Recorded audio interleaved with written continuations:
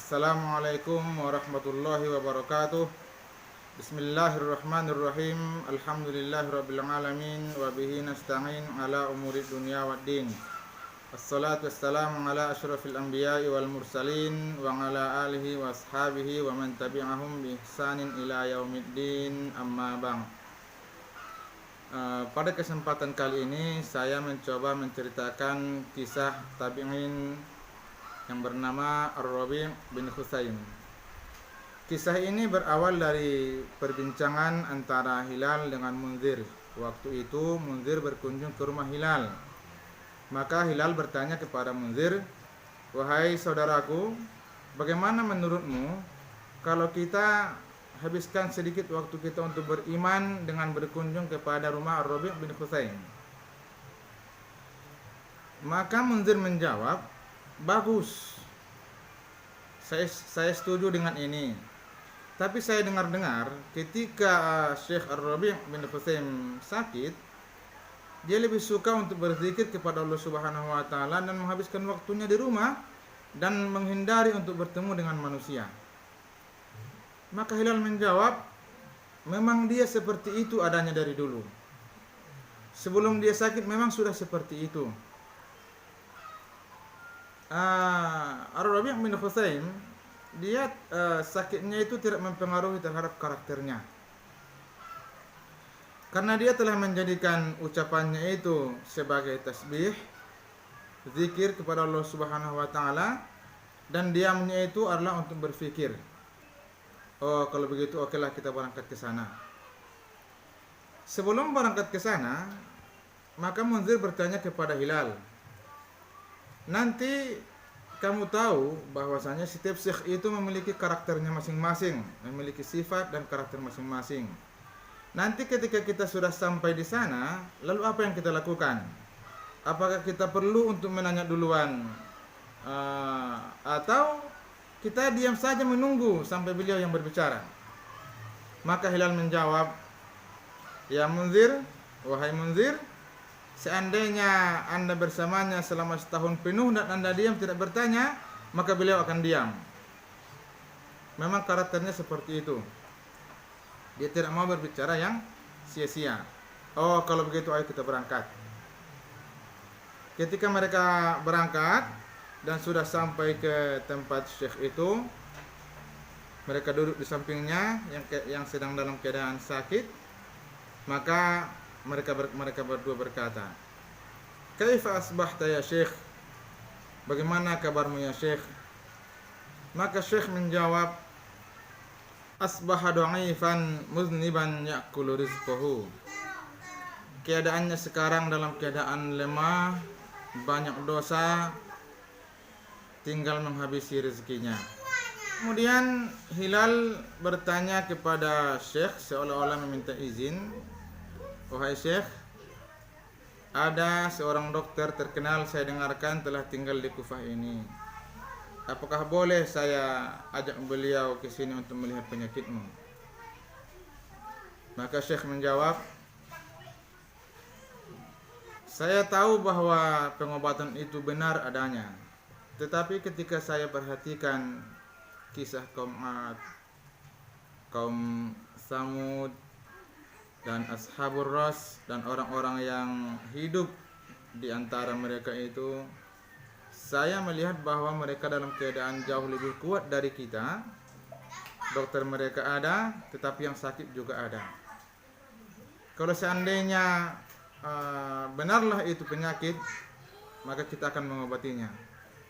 Mendengar itu, Munzir meminta izin untuk bertanya, "Kalau begitu ya Syekh, penyakit itu sebenarnya apa?" Maka Syekh menjawab, "Ad-da' huwa dzunub." Penyakit itu adalah dosa-dosa. Munzir bertanya kembali, "Lalu apa obatnya?" Maka Syekh menjawab, "Obatnya adalah istighfar." Lalu Munzir bertanya kembali, "Lalu bagaimana kita tahu bahwasanya ia sembuh?"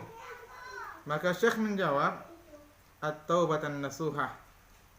Kita mengetahui bahwa penyakit itu telah sembuh ketika orang sudah benar-benar taubat nasuha.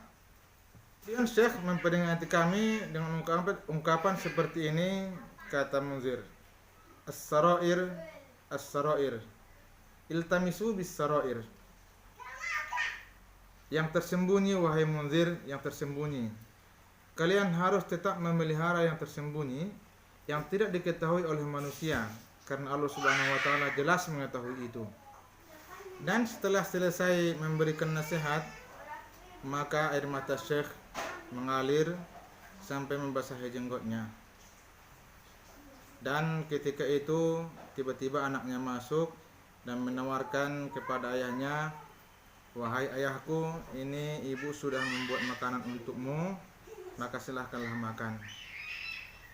Maka sebelum Syekh memakan makanan ini, tiba-tiba datang seorang yang peminta-minta, yang sudah tidak berakal dalam artian gila. Kemudian dia masuk ke rumah dan meminta makanan. Maka Syekh mengatakan kepada anaknya, "Berikanlah makanan ini kepada tamu kita." Kemudian sang anak pun memberikan makanan itu kepada tamu yang meminta-minta tersebut. Lalu tamu tersebut memakannya dengan lahap. Dan setelah makanan habis, dia pergi, dan anak ini berkata kepada ayahnya, "Wahai ayahku, kenapa kita memberikan makanan itu kepada orang yang sudah gila? Dia tidak tahu bagaimana rasanya, dia hanya memakannya saja. Kenapa tidak ayah saja yang makan?" Lalu Syekh menjawab, "Iya, dia tidak tahu, tetapi Allah Subhanahu wa taala Maha tahu." Lalu kemudian Syekh membacakan firman Allah Subhanahu wa taala yang berbunyi, "A'udzubillahi minasyaitonirrajim. Bismillahirrahmanirrahim. Lan tanalul birra hatta tunfiqu mimma tuhibbun." Kalian tidak akan memperoleh kebaikan sampai kalian menginfakkan apa yang kalian cintai. Dalam keadaan seperti itu, tiba-tiba datang seorang laki-laki yang mengatakan bahwasanya Husain bin Fatimah, Husain bin Ali telah dibunuh. Syekh menjawab, "Inna lillah wa inna ilaihi raji'un." Lalu kemudian membacakan firman Allah, "A'udzubillahi minasyaitonirrajim. Bismillahirrahmanirrahim. Fatirus samawati wal ardh, alimul ghaibi wasyahadah. Anta tahkumu baina ibadika fima kanu fihi yakhtalifun." Kemudian laki-laki itu belum puas sampai di situ. Dan dia bertanya kepada Syekh, "Lalu bagaimana pendapatmu tentang kematian Husain bin Ali?" Maka Syekh menjawab, "Ilallahi iyabahum, ilallahi iyabahum, wa ilallahi hisabahum." Tempat kembali mereka kepada Allah, dan perhitungan mereka juga di tangan Allah Subhanahu wa taala. Berada pada kekuasaan Allah Subhanahu wa taala. Maka Hilal melihat saat itu waktu zuhur sudah mulai masuk, maka dia bertanya kepada Syekh, "Ya Syekh, saya minta nasihat darimu." Maka Syekh menjawab, "Ya Hilal, jangan terpesona dengan pujian manusia. Karena mereka hanya mengetahui luarmu saja, dan bagian dalam apa yang ada di hatimu, kamu yang lebih tahu dengan Allah masalah itu." Munzir juga minta dinasihati kepada Syekh, "Wahai Syekh, nasihati jugalah saya." Maka Syekh menjawab, "Ya Munzir, bertakwalah kepada Allah Subhanahu wa taala sebatas apa yang kamu ketahui, dan adapun hal-hal yang tidak kamu ketahui, maka perwakilkanlah itu kepada Allah Subhanahu wa taala." Kemudian ia mengatakan, "Wahai Munzir, la yakul ahadukum Allahumma inni atubu ilaik falam yatub fatakunu kadzibah." Wahai Munzir, janganlah salah seorang di antara kalian mengatakan, "Ya Allah, saya bertobat kepadamu," kemudian ia tidak bertobat, maka itu akan menjadi bohong. Tetapi seharusnya kalian mengatakan, "Allahumma tub alayya nafsi." Ya Allah, taubatkanlah diri saya. Fayakunu doa, maka itu akan menjadi doa. ketika mereka masih dalam keadaan berdiskusi, maka tiba-tiba azan pun berkumandang. Maka dia meminta kepada anaknya supaya dia dibawa ke masjid, dipandu jalannya, didampingi.